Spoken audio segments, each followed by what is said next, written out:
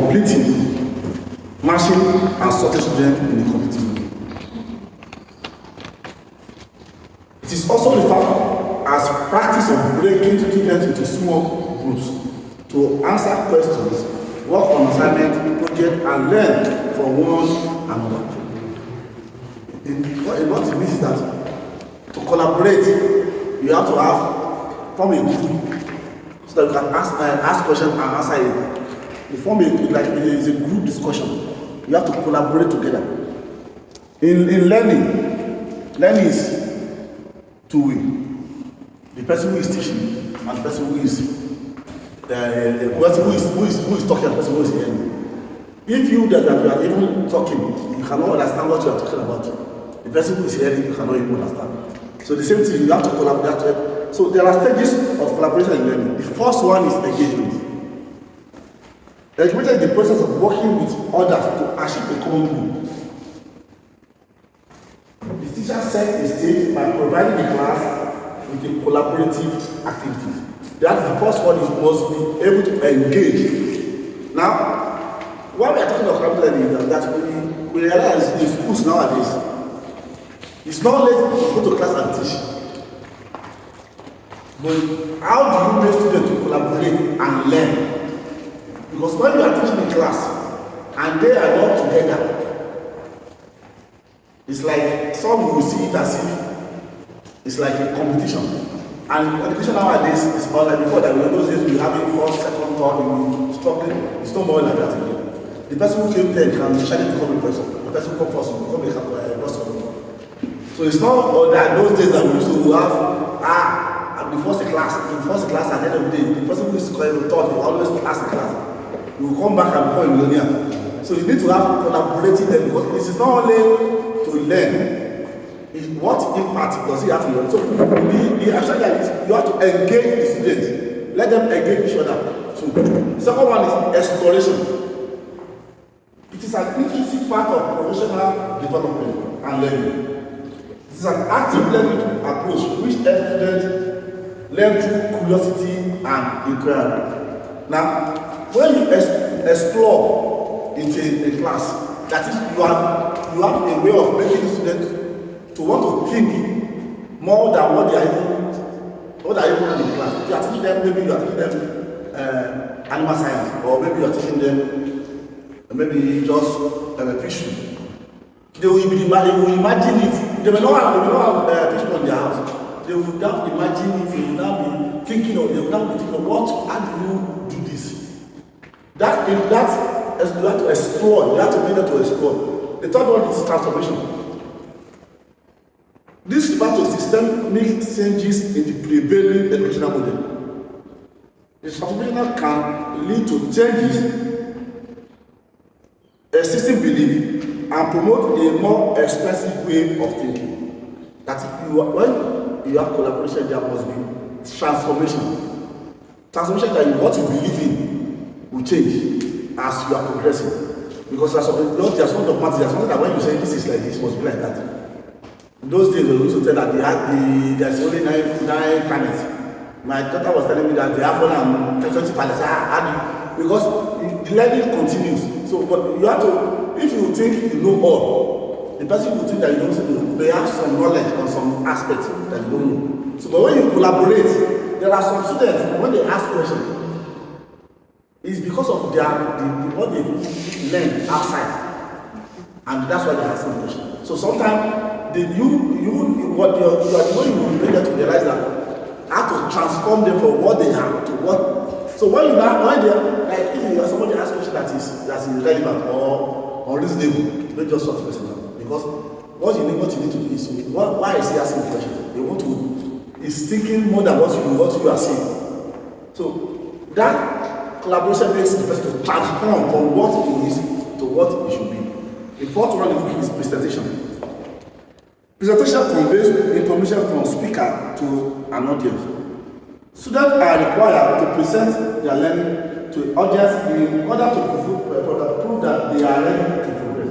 Now, this collaboration is not only talking about teacher to teacher, they're talking about student to student. In a class room, you can form groups groups, maybe in mathematics class, form groups, and maybe in basic science, form groups. That group, they will have to collaborate and learn from each other. So that each, as they are presenting their own idea, others will present their own idea. From there, they will learn from each other. Then the fifth one is reflection. Reflection is a way of allowing learner to step back from their learning experience, helping them to develop critical thinking skill and improve computer performance by analyzing what they have learned and how they have come. Now, in collaboration, you must also reflect. So those 5 stages are stages that you need to have, or you need to project for students. That's so that when they are collaborating, those stages was, because each stage is important. Each stage is more. There are stages that you can be at a stage of maybe engagement. You are engaging students, but some people, what they can engage, they are very vocal. They can engage their classmates, but they cannot explore. They cannot think wide. They cannot. So all those things are part of things that they must do. Let us look at strategies of encouraging successful collaborative learning. Strategies for encouraging successful collaborative learning.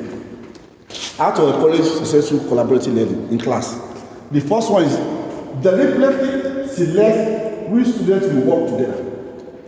Deliberately select which students will work together. This is done by teachers deliberately mixing ability, diversity, and social capacity, so that the strength and weakness of people can be used by one another. There are students that they are talkative and talk. There are some that don't talk, but they can think deep. So when you are forming a group in class, because you are in a stage, in a step now where learning is not about teaching. It's not about you go to class, you teach them. Good morning, you teach them, you go out. Some want to teach them, what they are teaching them, they don't even care, they don't even want to know. But when they stay together and discuss it together, they learn more. That's why in every subject or every topic, you must have a way of having a group by group discussion. So when you have a group, you have less students, maybe some that can talk, some that can ask questions. Some they can explain. They have a way of when you tell them something, they will come out and that's why you see some they are saying they are born teacher. They know how to explain very well, but they don't know how to ask questions. Some people they know how to speak good English, but when you tell them to write, they write rubbish. Some they know how to write, they write within this one, but when they speak, you hear them write inside English. You understand what I'm saying? So you don't that's how you need to now deliberately select them. The second one is size the group for maximum effectiveness. Size the group for maximum effectiveness. If a group is too much, the idea and the question may not be diverse or energetic enough. And likewise, some students won't get involved. If it is even if the group is also too large. Now, it must not be too large, it must not be too small. Average, I think, should be around 4 or 5. A group should not be around 4 or 5, so that everybody will talk. But when you have a group of like 10, some will not be writing. You give them assignment, you say, group are the assignment, let them go and do this, go and do this together. It's only one person that will do it, the rest will just be following each other. But when you have 4, 5, you can easily, you will know who is not doing anything among them. You will know who is, but don't let it be too large. The third one is teach them how to listen to one another. Take time to discuss and practice listening skill with your students. Teach them how to make eye contact, avoid interruption, and repeat important points. When you are teaching in the class, repeat important points always. There are points in the lesson that is very important, and when you repeat it 2-3 times, the thing enter their head. When you say it once, you don't think it's normal, part of the normal. But when you start repeating it, they will now, when they are using it, they will think of that thing. So you must let them, and that by repeating it, they will learn how to listen. Because sometimes when they are distracted, when you mention define the soil, define the maybe topic now. Some as at the time they are looking at somebody who is coming through the window. But when you finish, I repeat, you will not look inside and see something at you. But if I repeat, the other will say, why this man repeating it? Then they are just saying, okay, this is why this man is saying it. There is something they will not catch in them. But when you just define the topic, and just say, next one is life. That topic of design, you just talk to yourself, you will know it. And it's not that, because you know there are some things that those days when you teach, there are things that you do that until when you now progress, you realize there are something that you are doing. These things is you yourself, you pass through, you know it, it's not supposed to do. But until when you now pass through, you realize this thing is not like that to do. But when you are there, you will not be able to do. That's why sometimes you don't really blame. That's why there's something I would like my director used to say. Everybody's in there. Even if a professor is in there. A professor can only be a professor in a special field. He cannot be a professor in all subjects. If you call a professor now, the professor of mathematics that start talking about husbandry, you don't do that thing. So that's why in students, you need to make them in a group that they'll be able to they'll be able to have a eye contact with them. Talk to them as if you are talking to them. See there, let them see your eyeball. Then the fourth one, set the rules of language and collaboration. There will be always be one or two students in each group who will be more likely to take lead or take command. Teach them how to clarify issues, how to paraphrase, how to disagree constructively, and how to read what others have discussed.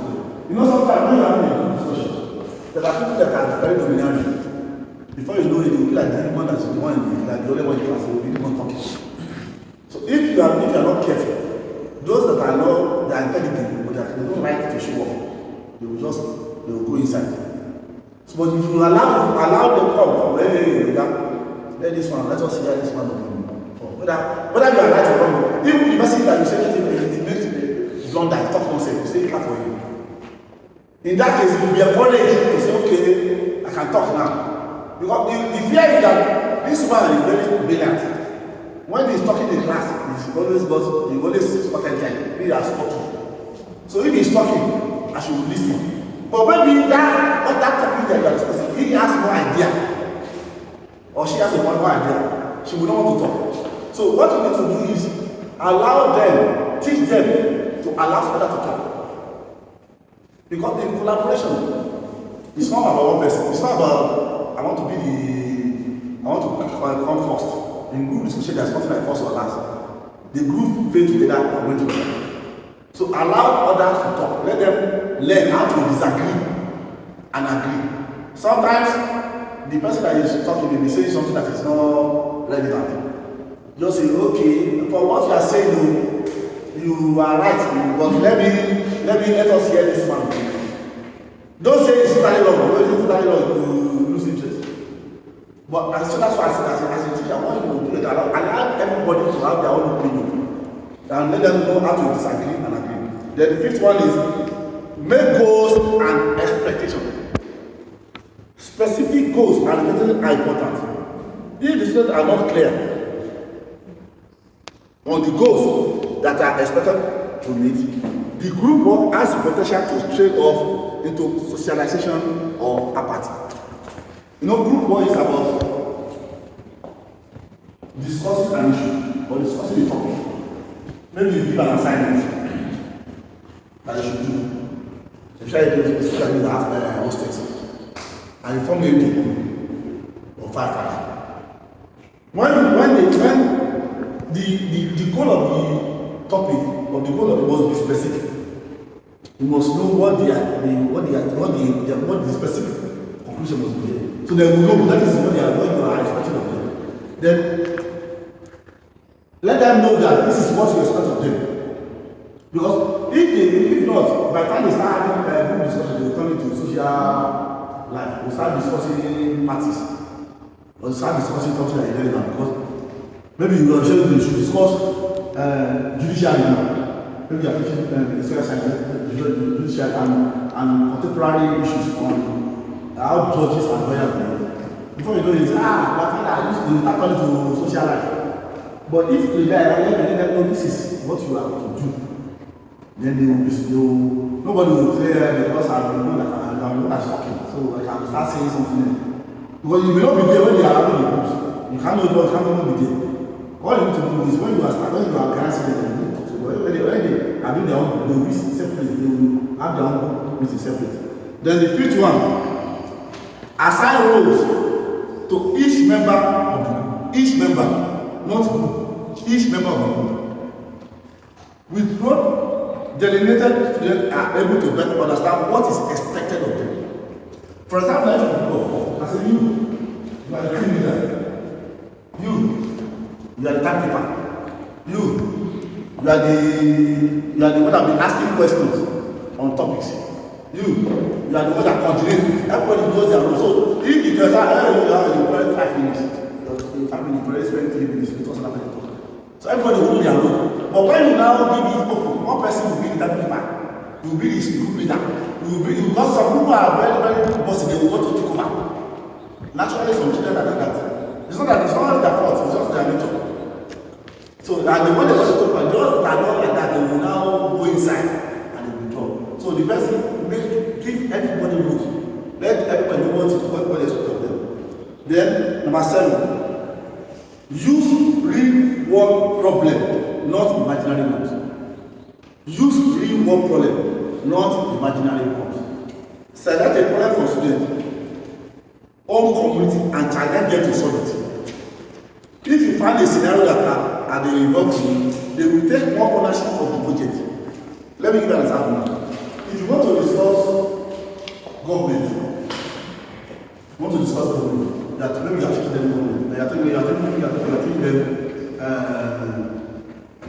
system of government. Use the government of what is happening around them that they know. Don't talk of Pluto and Socrates. You know those days, they will be telling us that they've never had another Socrates before. They will tell you Socrates and Pluto that is in Greek, that you don't know anything. But use contemporary, talk about Babangida, Obasanjo, that they hear, they know, that they can really relate to. Or talk about their own family. Come and your family, who is the king in your village? Who is the chief in your village? Who is the, after the king, who is the next? They will now understand, okay, so if the king is the head of the government, the Olowu is the prime minister. You understand? That they will know, okay, so Olowu is the prime minister, the person who is the prime minister is head of the system. But the head of this is the king. But when you are talking about all those things do something. Nowadays, it's not, they don't really. So when they are discussing, they will discuss contemporary things that they can see. If you not give you assignment to go and write about this, or go and write things about this, they will discuss contemporary things that they know, that they see, not things that they don't can't relate to. We're talking about American system of government, that they don't travel to America before. It doesn't really relate. Talk about what they see, that they can relate to it. So when you are teaching them something, use example that is relative, that is around them. Then number 8, consider giving each group a different task. Don't give all of them the same task. Sometimes you become a competitive, and you don't know competition. Solving different pieces of an issue, student groups will have more personalized learning experience when we refrain from easy competition or borrowing each other's work. When you want to give group maybe in a class of friends, you form them 4 groups, and you are teaching them government. Or you want to, maybe you are teaching them chemistry. You want to give them assignment, don't give them this assignment. And then they go and solve this, go and examine, when you do this, and you don't do this, what will become competition. And there's something called like competition in learning. Learning is personal. But the way I learn, it will not be the way you learn, but at the end of the day, and they are waiting to pass. Whether you get A1 or get A2, or 2 of us pass. If you like score them, let me score 70, I pass. You understand? The people that become the leaders of the Nigeria, they don't score them, they don't score them on their school. So you don't really make as if they are competing. Make it look as if you are collaborating. You are cooperating to learn.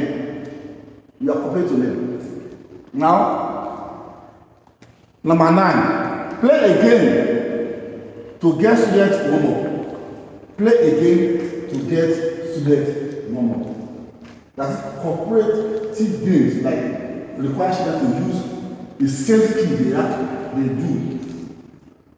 And in collaborative, learning to watch football and they can see results quickly. And you play in any lesson, this is like when I was in secondary school, I was one of the worst students in mathematics. And in fact, I used to run into mathematics. But when I got in this, I became the best student in macroeconomics. You know when you are the best student in macroeconomics, they go to go and do the mathematics. So that is not something that university is not brilliant. Is that how you teach or how you write. Because sometimes there are games that you allow them to play. When they play, you will develop interest in that subject. There are games, every subject has a game that you can play with.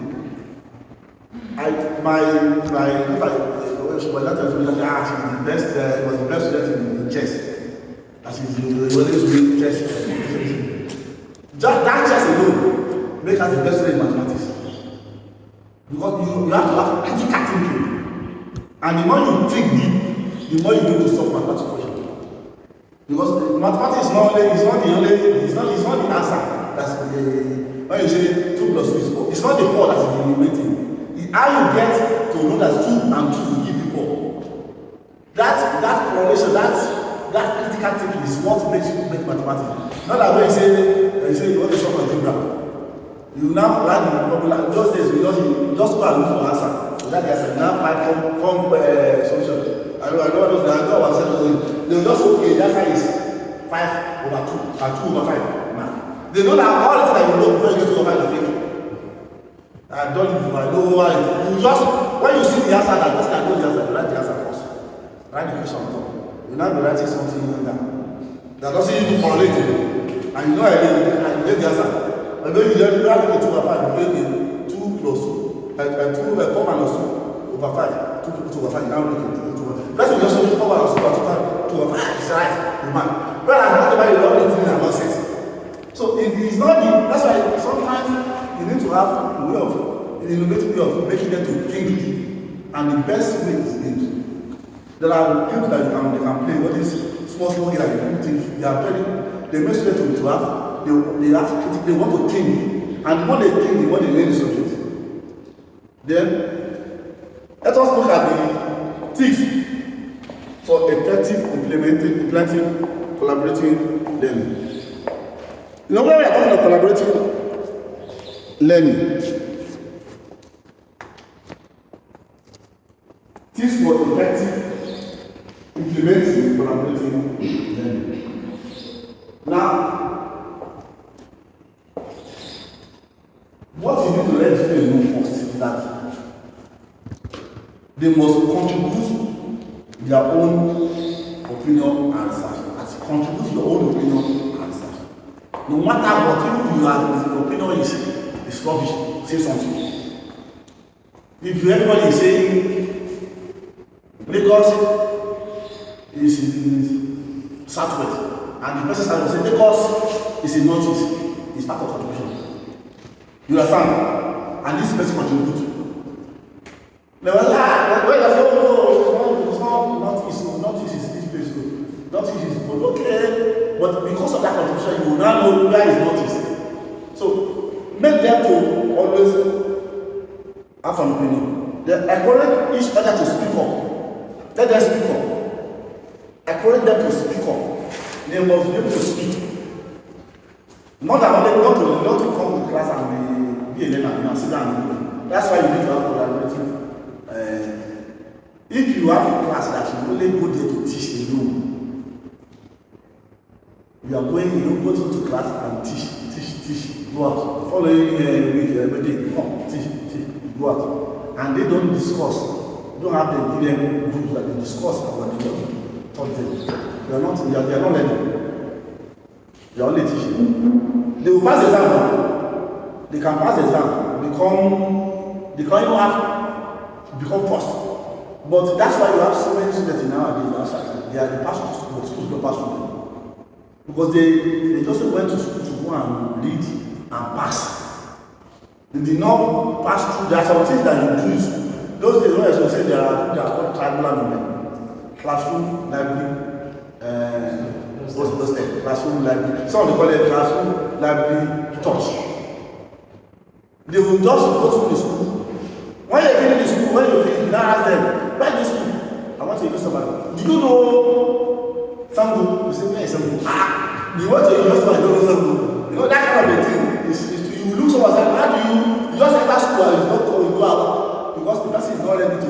So, but if you are, when you're in class, you only talk about the assignment, go and write about the story of Sango. The person will have to find out what is Sango by himself.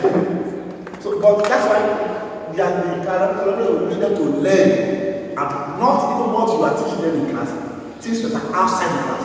And when they learn things outside the class, they will now develop. There will be inner development. They will become person. Not that they will go to class and learn it. And the third one, sorry, the fourth one, respect each other's contribution.